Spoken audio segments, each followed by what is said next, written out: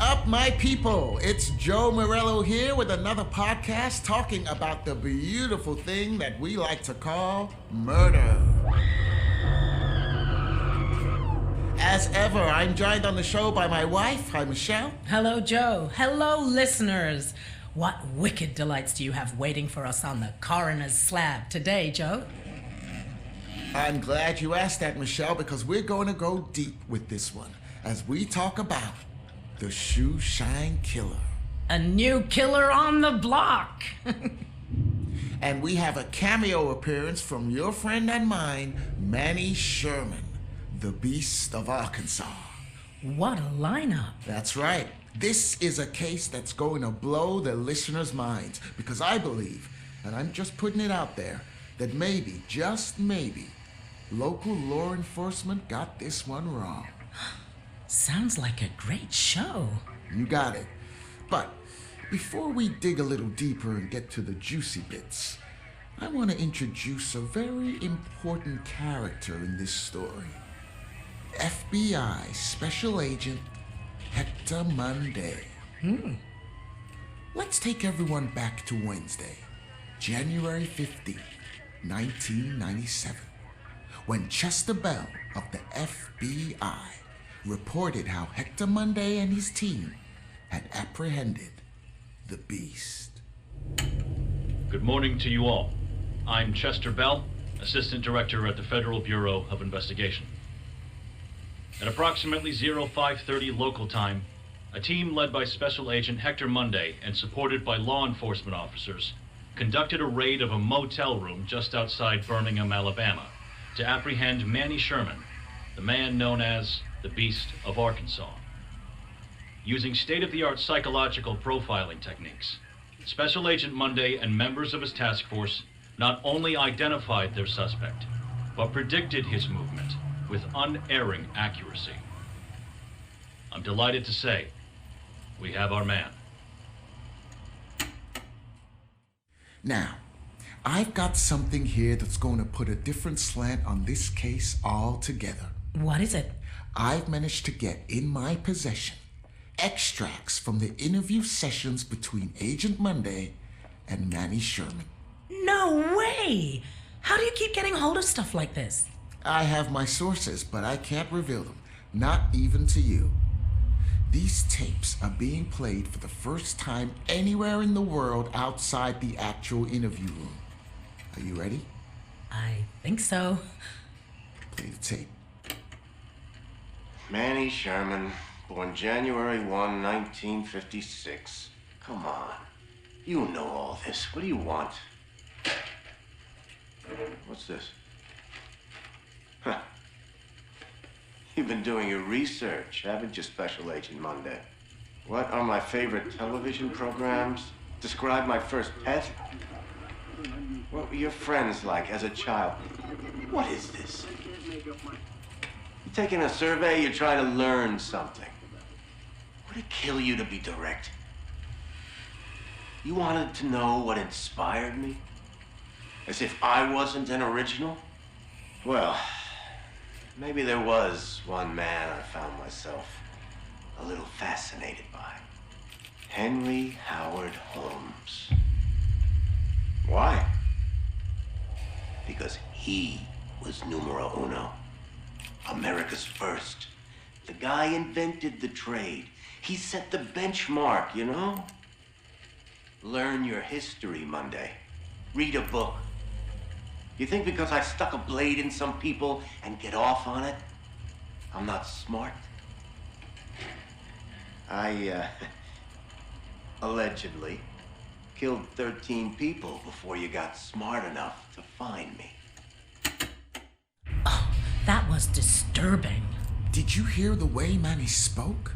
I mean, he was like channeling every sick psycho you've ever heard of. But he saved the best for last. None other than HH Holmes himself. America's first serial killer. The very same. Let's play the next tape. I had to build my own little castle, just like Holmes did. Most people like me do their business where their target lives. That's just asking to get caught. Holmes had the right idea. It's all about the honey trap. You bring me some smokes, like I asked? Lucky Reds? Yes.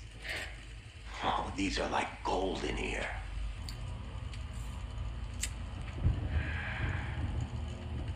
Damn, that's good. So yeah, a honeypot.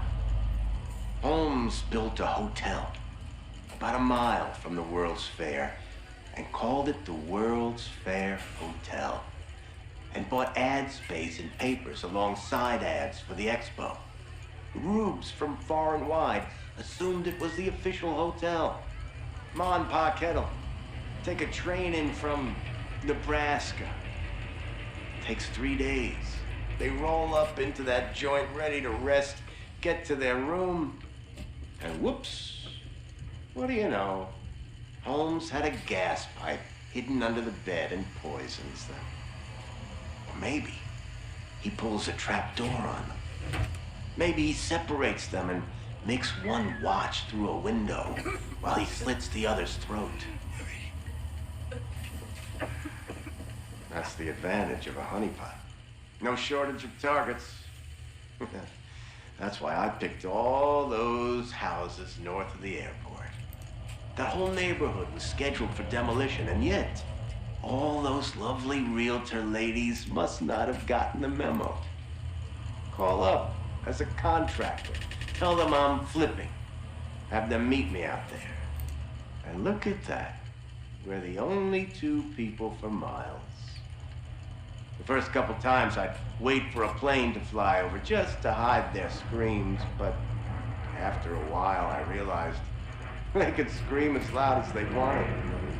No one was gonna hear a thing. That's what I remember most. Those screams.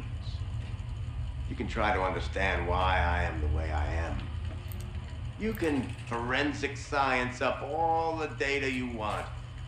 But you'll never know. You'll never know, Monday.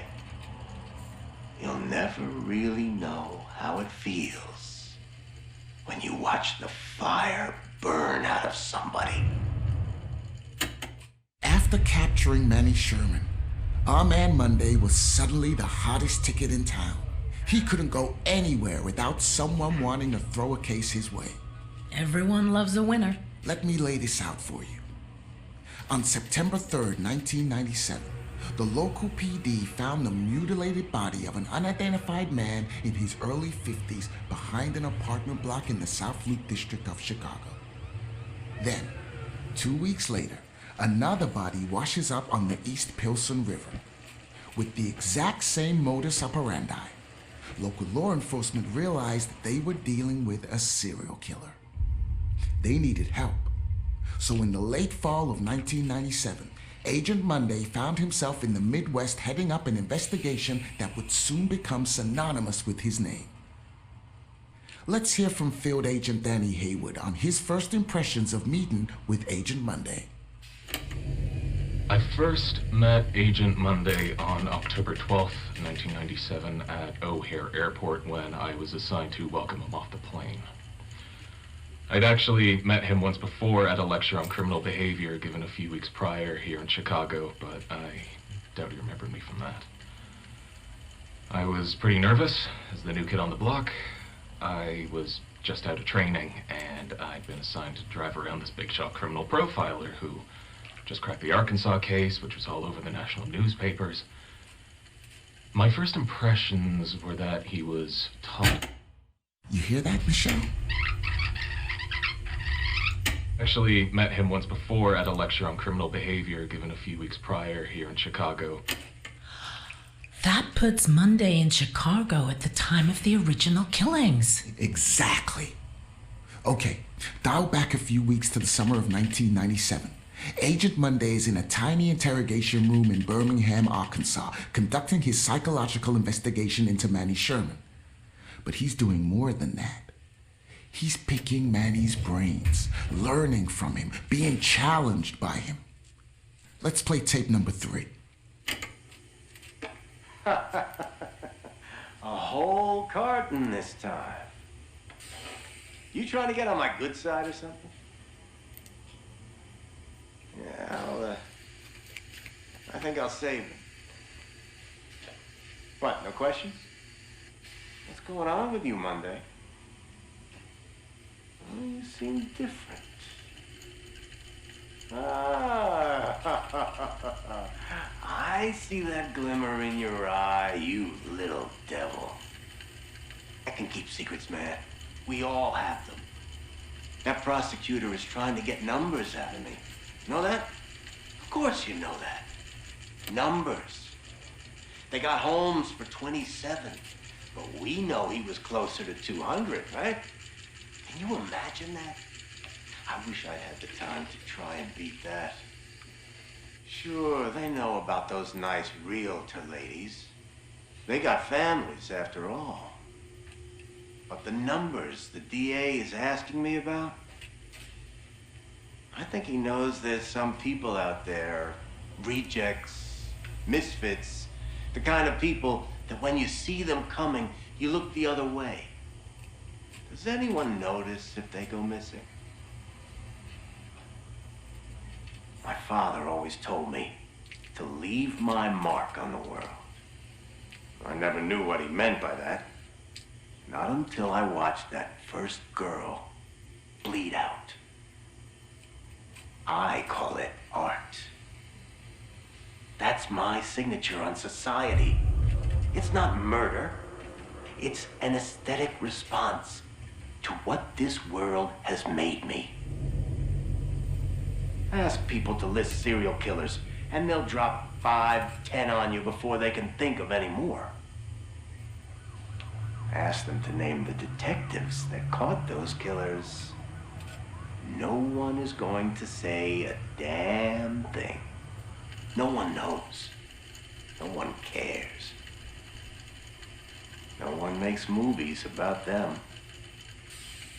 No one puts their faces on t-shirts. No one gives a shit.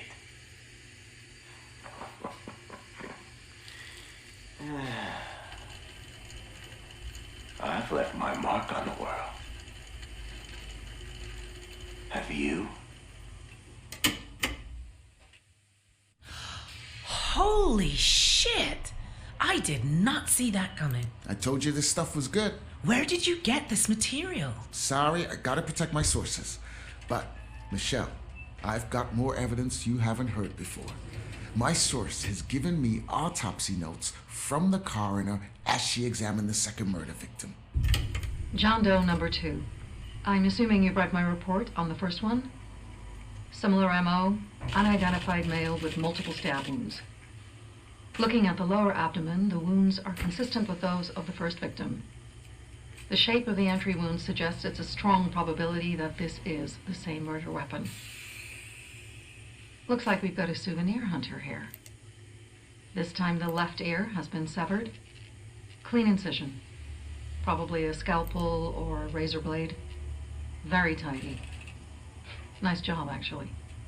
Very little bleeding. The deceased had probably been dead for 30 to 40 minutes when this was done. This differs from the earlier MO. If you remember, that John Doe was still alive when the teeth were removed. That would have created a lot of noise and mess. This guy is learning.